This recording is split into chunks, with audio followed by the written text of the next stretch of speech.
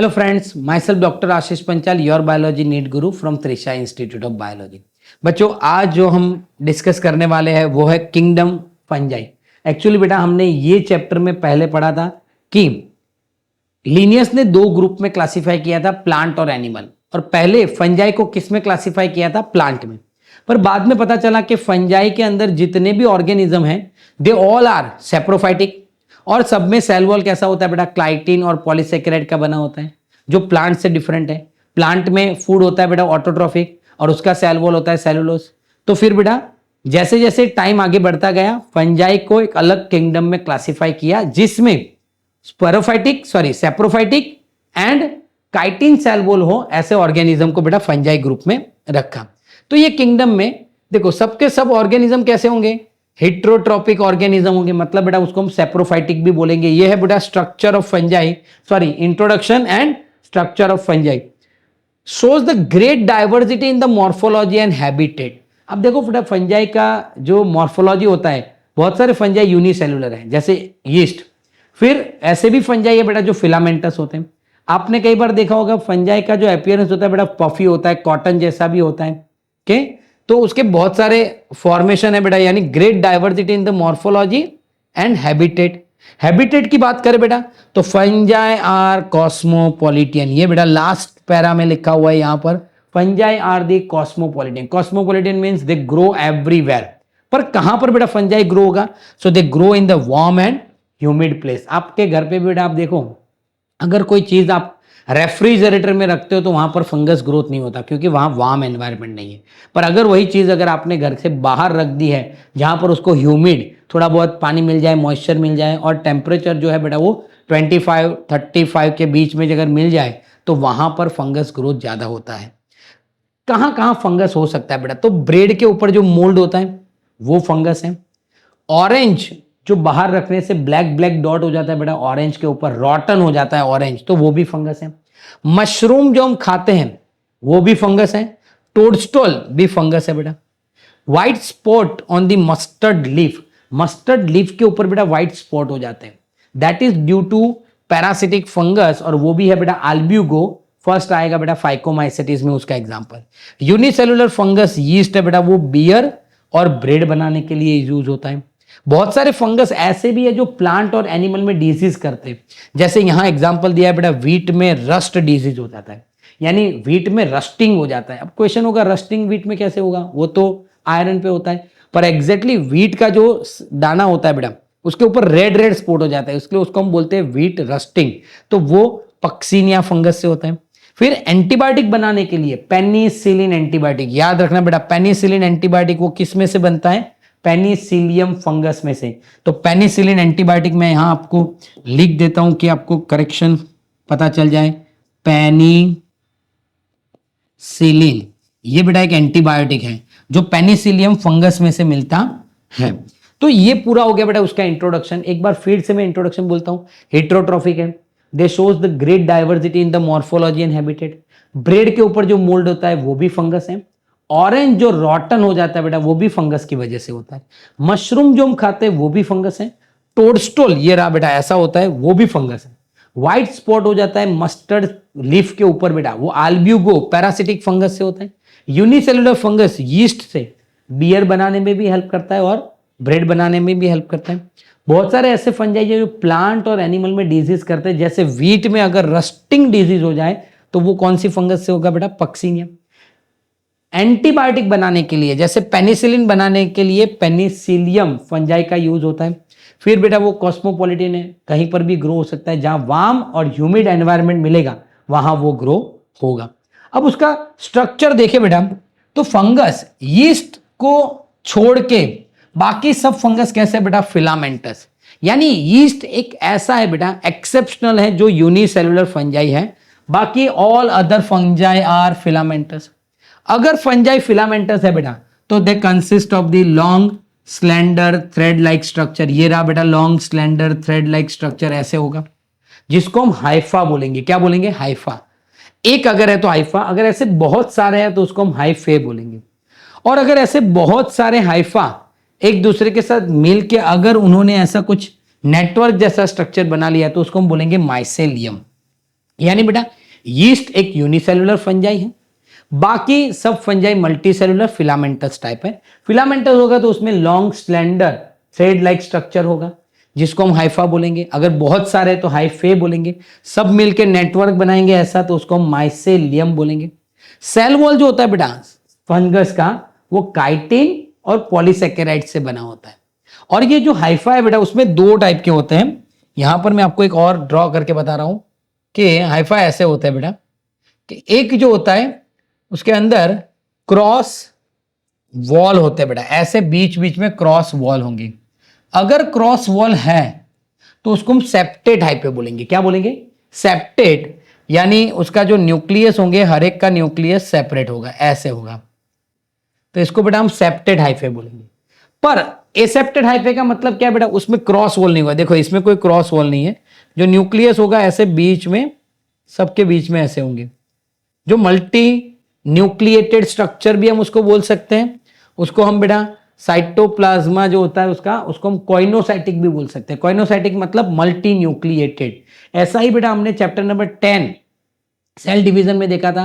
Multi nuclear structure होता है coconut water में, स्केलेटल मसल में होता है। ओके, तो उसको भी हम कॉइनोसाइटिक हाइफे बोल सकते हैं। क्या बोल सकते हैं? कॉइनोसाइटिक हाइफे। तो हाइफे दो टाइप के, अगर सेप्टा है तो सेप्टेट, क्रॉस वॉल है तो सेप्टेट, अगर क्रॉस वॉल नहीं है तो एसेप्टेट, जिसको हम मल्टी न्यूक्लिएटेड, और उसके साइटोप्लाज्मा को बेटा हम कॉइनोसाइटिक हाइफे भी बोल सकते हैं। क्लियर बेटा? टेक्स्ट बुक में कैसे दिया हुआ है वो भी फटाफट एक बार देख लेते हैं। देखो फंजाई मेनली देखो बेटा वो हेट्रोट्रॉपिक ऑर्गेनिज्म है, great diversity in morphology and habitat में बेटा। ब्रेड और रॉटन ऑरेंज हो जाता है वो भी फंगस है। मशरूम जो हम खाते हैं वो भी फंगस है। टोडस्टोल भी फंगस है। व्हाइट स्पॉट हो जाता है बेटा मस्टर्ड लीव्स के ऊपर, वो भी पैरासिटिक फंगस की वजह से। आल्ब्यूगो उसका नाम है बेटा। यीस्ट जो है वो बियर और ब्रेड बनाने के लिए यूज होता है बेटा। फिर प्लांट और एनिमल में डिजीज भी करता है, जैसे व्हीट में बेटा रस्टिंग डिजीज होता है पक्सीनिया फंगस से। सम ऑफ द सोर्स एंटीबायोटिक बनाने के लिए भी यूज होता है, जैसे पेनिसिलियम। फंजाई जो है बेटा वो कॉस्मोपॉलिटियन है, मीन्स एवरीवेयर, जहां पर भी बेटा उसको वार्म और ह्यूमिड एनवायरनमेंट मिल जाए वहां वो ग्रो होते हैं। पर have you ever wonder why we kept the food into refrigerator? हम रेफ्रिजरेटर में फूड क्यों रखते हैं बेटा?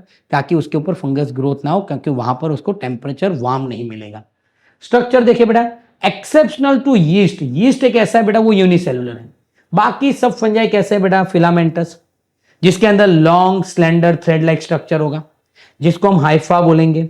और अगर ऐसे सब हाइफे मिलकर एक नेटवर्क बनाएंगे तो वो नेटवर्क को हम क्या बोलेंगे बेटा? Mycelium. Some hyphae are continuous tube with the multi nucleated cytoplasm. अभी अभी हमने देखा बेटा ऐसे मल्टी न्यूक्लिएटेड साइटोप्लाज्मा होगा जिसको हम कॉइनोसाइटिक बोलेंगे। क्या बोलेंगे? कॉइनोसाइटिक हाइफे। और जो दूसरे बेटा उसके अंदर क्रॉस वॉल होगा, सेप्टेट होगा, जिसको हम सेप्टेट हाइफे बोलेंगे।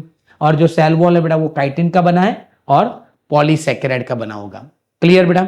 तो ये हो गया बेटा हमारा fungi introduction and the structure of fungi. Okay, so now will discuss the mode of nutritional and the reproduction. तो बेटा फंजाई में फंजाई कैसे न्यूट्रिशनल लेता है? तो मोड ऑफ न्यूट्रिशनल में अगर हम देखें बेटा, so here in mode of nutrition fungi are heterotrophs and they're getting the nutritional by three way. One is saprophytic, second one is parasitic, and third one is symbiotic. So now what is saprophytic? Saprophytic means they're getting the food for nutritional from the dead organism or the decaying material. यानी dead organism और decaying material में से बेटा वो food ले रहा है, nutritional ले रहा है, तो उसको हम saprophytic बोलेंगे। फिर parasitic है बेटा, वो डिपेंड होता है बेटा लिविंग ऑर्गेनिज्म के ऊपर, यानी वो लिविंग ऑर्गेनिज्म से अगर न्यूट्रिशनल ले रहा है तो उसको बोलते हैं पैरासिटिक। और सिम्बायोटिक, सिम्बायोटिक में क्या होगा बेटा? लाइकेन और माइकोराइजा होगा। लाइकेन बेटा ऑलरेडी हमने आगे भी पढ़ा हुआ है लाइकेन, बराबर। तो लाइकेन एग्जैक्टली क्या है? लाइकेन जो है बेटा वो आल्गी और फंजाई का कॉम्बिनेशन है। क्या है? आल्गी और फंजाई का कॉम्बिनेशन, यानी आल्गी और फंजाई जब एक साथ रहते हैं उसको हम सिम्बायोटिक भी बोलते हैं। जैसे यहां पर क्या होता है बेटा? Lichen fungi absorb the minerals and water. जो फंजाई है बेटा वो मिनरल्स और वाटर एब्जॉर्ब करता है, और किसको देता है बेटा? वो आल्गी को देता है। यानी फंजाई क्या करेगा? मिनरल और वाटर एब्जॉर्ब करके आल्गी को देगा। और algae क्या करेगा बेटा, प्रिपेयर करेगा फूड, और वो food algae prepare a food and that is utilised by fungi. यानी यहां पर क्या हुआ बेटा, फंजाई को फूड मिल गया और algae को न्यूट्रिशनल बनाने के लिए यानी फूड बनाने के लिए मिनरल्स और वाटर मिल गया। यानी एक दूसरे को दोनों क्या करते हैं बेटा, हेल्प करते हैं, दोनों को एक दूसरे की जरूरत है, इसलिए उसको सिम्बायोटिक बोलते हैं। ऐसा ही दूसरा एग्जांपल है बेटा mycorrhiza, Pinus plant with Glomus fungi. Pinus plant जो जिम्नोस्पर्म है बेटा और उसके साथ है बेटा ग्लोमस फंजाई। तो यहां पर देखो माइकोराइजा में क्या होगा बेटा, तो in mycorrhiza the glomus fungi absorbed phosphorus and give it to the pinus plant.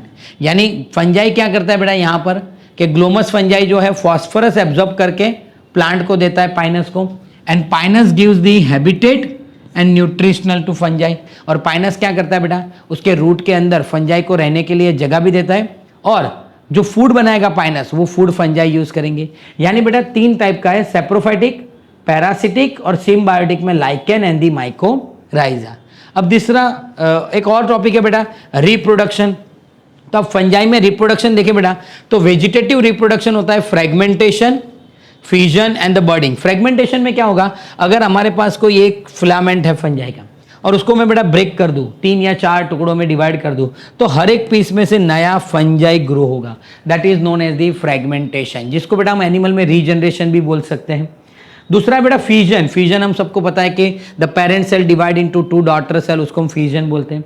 और बर्डिंग जो है बेटा वो यीस्ट में होता है। बर्डिंग में क्या होगा, जैसे यहाँ पर ये यूनिसेलुलर यीस्ट है, उसमें से कोई एक बर्ड निकलता है ऐसे साइड में, तो उसको हम बर्डिंग बोलते हैं। तो वेजिटेटिव रिप्रोडक्शन 3 तरीके से होगा बेटा, फ्रेगमेंटेशन, फ्यूजन एंड द बर्डिंग।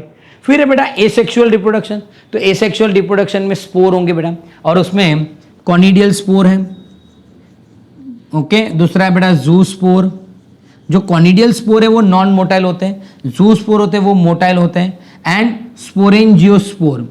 यानी इसका डिटेल बेटा हम आगे आगे जैसे जैसे हम क्लास पढ़ेंगे फंजाई का, मैं आपको डिटेल में बताऊंगा कि कॉनिडियल स्पोर कहाँ होता है, जू स्पोर कहाँ होता है। और सेक्सुअल स्पोर में 3 टाइप के हैं, ओस्पोर, एस्कोस्पोर एंड बेसिडियोस्पोर। ये 3 स्पोर है बेटा जो सेक्सुअल स्पोर है, जो फ्यूजन ऑफ गैमेट से बनते हैं। यानी रिप्रोडक्शन में देखे बेटा तो वेजिटेटिव रिप्रोडक्शन में फ्रेगमेंटेशन, फ्यूजन एंड बर्डिंग होगा। एसेक्सुअल रिप्रोडक्शन में कॉनिडियल स्पोर, जू स्पोर एंड जी स्पोरेंजियोस्पोर होगा। एंड सेक्सुअल स्पोर में ओस्पोर, एस्कोस्पोर और दी बेसिडियोस्पोर होगा। अब बेटा जो रिप्रोडक्शन है सेक्सुअल रिप्रोडक्शन, वो सेक्सुअल रिप्रोडक्शन एग्जैक्टली कैसे होता है उसके पहले एक बार टेक्स्ट बुक का कंटेंट भी देख ले बेटा कि most of the algae is heterotrophic, absorb the soluble organic matter from, यानी बेटा वो ऑर्गेनिक मैटर कहां से लेता है, from the dead substrate, hence it is called the saprophytic.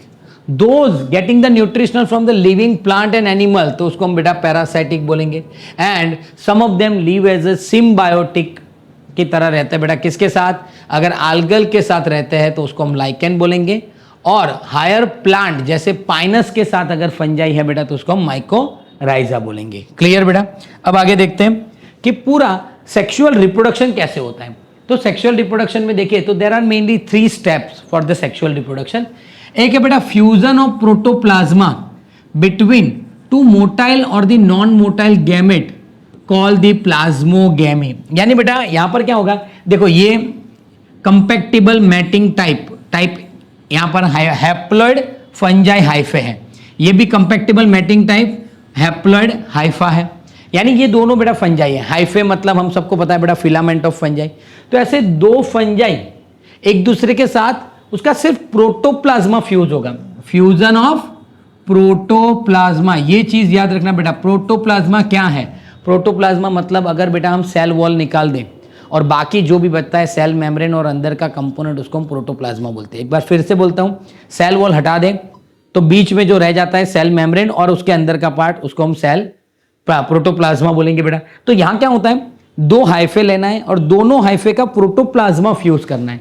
Either वो मोटाइल भी हो सकता है और नॉन मोटाइल भी हो सकता है। और ऐसे गैमेट अगर फ्यूज हो रहे हैं जिसका हम साइटोप्लाज्मा फ्यूज कर रहे हैं तो उसको हम बोलेंगे प्लाज्मोगैमी। अब जब प्लाज्मोगैमी होगा तो क्या होगा बेटा, देखो ये एक हैप्लॉइड हाइफे है, ये दूसरा हैप्लॉइड हाइफे है। अगर दोनों हैप्लॉइड हाइफे का प्रोटोप्लाज्मा फ्यूज हो गया, प्लाज्मोगैमी हुआ, तो यहां पर ये पूरा एक कंबाइंड दोनों को मिलके बना, ये ब्लू और ये पिंक वाला। पर फ्यूजन ऑफ प्रोटोप्लाज्मा में इसका भी न्यूक्लियस अलग है, इसका भी न्यूक्लियस सेपरेट है। तो यहां जो कंडीशन फॉर्म होगा वो होगा N+N, जिसको हम बोलेंगे बेटा डाई कैरियन कंडीशन। क्या बोलेंगे? Dikaryon condition. और ये फेस को क्या बोलेंगे? Dikaryon phase. देखो यहां पर यही चीज यहां पर लिखा हुआ बेटा, when a fungus reproduce sexually. थोड़ा बड़ा करके आपको दिखा दूं तो शायद आपको प्रॉपरली दिख जाए, हो सकता है कि थोड़ा छोटा आपको लगे। देखो यहां पर अभी कि when a fungus reproduce sexually the two haploid hyphae of compatible mating, दो haploid hyphae of compatible mating come together and the fuse, यानी दो कंपैक्टिबल हाइफे, वो आइदर मोटाइल भी हो सकते हैं और नॉन मोटाइल गैमेट भी हो सकते हैं, वो एक दूसरे के साथ क्या होंगे बेटा? फ्यूज होंगे, जिसका प्रोटोप्लाज्मा फ्यूज होगा। In some fungi the fusion of two haploid cell immediately results in the diploid cell. यानी बेटा बहुत सारे ऐसे फंजाई है, सम ऑफ द फंजाई, जहां पर जैसे प्लाज्मोगेमी नहीं होगा, डायरेक्टली दोनों फंजाई कंबाइन होंगे तो डायरेक्टली उसका न्यूक्लियस फ्यूज ही हो जाएगा और वो डिप्लॉइड हाइफे बना देंगे। But in other fungi like ascomycetes and basidiomycetes, ये दो फंजाई में क्या होगा बेटा कि इंटरवीनिंग डाइकैरियोटिक स्टेज होगा, यानी प्रोटोप्लाज्मा फ्यूज होगा, उसका न्यूक्लियस फ्यूज होगा नहीं। याद रखना बेटा, प्रोटोप्लाज्मा फ्यूज होगा, न्यूक्लियस फ्यूज नहीं होगा, इसलिए N+N कंडीशन होगा, जिसको हम डाइकैरियन बोलते हैं। कंडीशन को क्या बोलेंगे? डाइकैरियन। और वो फेस को क्या बोलेंगे बेटा? वो फेस को बोलेंगे हम डाइकैरियोटिक फेस। क्लियर? यानी यहां क्या हुआ बेटा, दो कंपैक्टिबल मैटिंग हाइफे है जो एक दूसरे के साथ प्लाज्मोगेमी करेंगे। कई बार बहुत सारे फंजाई में ऐसा होगा, जैसे प्लाज्मोगेमी होगा साथ में ही न्यूक्लियस फ्यूज हो जाएंगे और डिप्लॉइड सेल बन जाएगा। पर एस्कोमाइसिटीज और बेसिडियोमाइसिटीज में क्या होगा बेटा? हाइफे फ्यूज होगा, प्रोटोप्लाज्मा फ्यूज होगा, दोनों का न्यूक्लियस अलग अलग होगा, जिसको हम N+N बोलेंगे। अब देखो बेटा अब क्या हो रहा है, ओके नाउ अब जैसे ही प्लाज्मोगेमी हो गया, अब होगा फ्यूजन ऑफ टू न्यूक्लियाई यानी कैरियोगेमी। अब यहां क्या होगा बेटा? देखो दोनों का न्यूक्लियस फ्यूज हो जाएगा, जिसको हम बोलेंगे कैरियोगेमी, यानी वो डिप्लॉइड बन जाएंगे। अब देखो यहां पर later the parental nuclei fuse and the cell become diploid, फिर दोनों के न्यूक्लियाई फ्यूज होंगे, जिसको हम कैरियोगेमी बोलेंगे, और वो बनाएंगे बेटा डिप्लॉइड कंडीशन। अब जब वो डिप्लॉइड बन जाएंगे, फिर उसमें से फ्रूटिंग बॉडी अराइज होगा। उसमें से क्या होगा बेटा? फ्रूटिंग बॉडी, यानी मैं यहां आपको बताऊं कि ऐसे एक फ्रूटिंग बॉडी यहां से अराइज होगा, जैसे यहां पर मैं ऐसे बना दूं फ्रूटिंग बॉडी। और ये जैसे फ्रूटिंग बॉडी बनेगा बेटा, और वो फ्रूटिंग बॉडी में मियोसिस होके क्या बनेगा? 4 हैप्लॉइड स्पोर बनेंगे। क्या बनेंगे बेटा? 4 हैप्लॉइड स्पोर बनेंगे। देखो द न्यूक्लियाई फ्यूज होकर बेटा डिप्लॉइड स्ट्रक्चर बनेगा। The fungi form the fruiting body in which the reductional division takes place, meiosis बोलो या फिर रिडक्शनल डिवीजन बोलो, and leading to the formation of the haploid spore, और दोनों में से बेटा हैप्लॉइड स्पोर प्रोड्यूस होंगे। तो यहां बेटा 3 स्टेप होते हैं, फ्यूजन ऑफ प्रोटोप्लाज्मा जिसको हम प्लाज्मोगेमी बोलते हैं, फ्यूजन ऑफ टू न्यूक्लियाई जिसको हम कैरियोगेमी बोलते हैं, और एक बार कैरियोगेमी हो गया के बाद मियोसिस होगा, जिससे हमें 4 हैप्लॉइड स्पोर मिलेंगे बेटा। क्लियर? तो ये हो गया बेटा उसका रिप्रोडक्शन। यानी ये वीडियो में हमने देखा बेटा इंट्रोडक्शन ऑफ फंजाई। एक बार सिर्फ आपको फटाफट मैं रिवाइज करवाता हूं। तो इंट्रोडक्शन में बेटा हमने देखा कि पूरा कैसे कहाँ फंजाई होता है, फिर उसका हमने स्ट्रक्चर देखा, सेप्टेट, एसेप्टेट, हाइफे, माइसेलियम, वो सब बातें की बेटा। फिर हमने क्या देखा? उसमें देखा बेटा उसका मोड ऑफ न्यूट्रिशनल क्या है, सेप्रोफाइटिक, पैरासिटिक, सिम्बायोटिक। फिर उसका ब्रीफ रिप्रोडक्शन देखा, वेजिटेटिव में बेटा फ्रेगमेंटेशन, फिजन, बर्डिंग, एसेक्सुअल में कॉनिडियल स्पोर, जू स्पोर, स्पोरेंजियोस्पोर। एसेक्सुअल स्पोर में क्या होगा बेटा? ओस्पोर, एस्कोस्पोर, बेसिडियोस्पोर। और सेक्सुअल में हमने वो भी देखा बेटा कि 3 टाइप से बेटा होता है, that is plasmogamy, karyogamy and the meiosis. ये 3 स्टेप में बेटा होता है। प्लाज्मोगेमी में क्या होगा? फ्यूजन ऑफ प्रोटोप्लाज्मा, तब न्यूक्लियस फ्यूज नहीं होंगे तो डाइकैरियन कंडीशन होगा N+N। एस्कोमाइसिटिस, बेसिडोमाइसिटिस में ऐसा होता है। फिर कैरियोगेमी होगा बेटा, मतलब उसका न्यूक्लियस फ्यूज हो जाएगा और वो डिप्लॉइड स्ट्रक्चर बनेगा। एक बार डिप्लॉइड स्ट्रक्चर बनने के बाद बेटा उसमें से फ्रूटिंग बॉडी अराइज होगा, और वो फ्रूटिंग बॉडी में क्या होगा? डिप्लॉइड जाइगोट होगा, और वो डिप्लॉइड जाइगोट मियोसिस यानी रिडक्शनल डिवीजन करके बेटा वो क्या बनाएगा? वो हैप्लॉइड स्पोर बनाएंगे। Now the morphology of mycelium, याद रखना बेटा morphology of mycelium, mode of spore formation. Okay, तो नाउ बेटा morphology of mycelium, mode of spore formation and fruiting body, ये 3 की वजह से फंजाई के डिफरेंट टाइप्स हैं। तो इसके आगे के वीडियो में हम वो भी देखेंगे। तो अगर बेटा आपको हमारी ये वीडियो पसंद आ रहे तो वीडियो को लाइक कीजिए और चैनल को सब्सक्राइब करना मत भूलिए। Thank you, have a good day.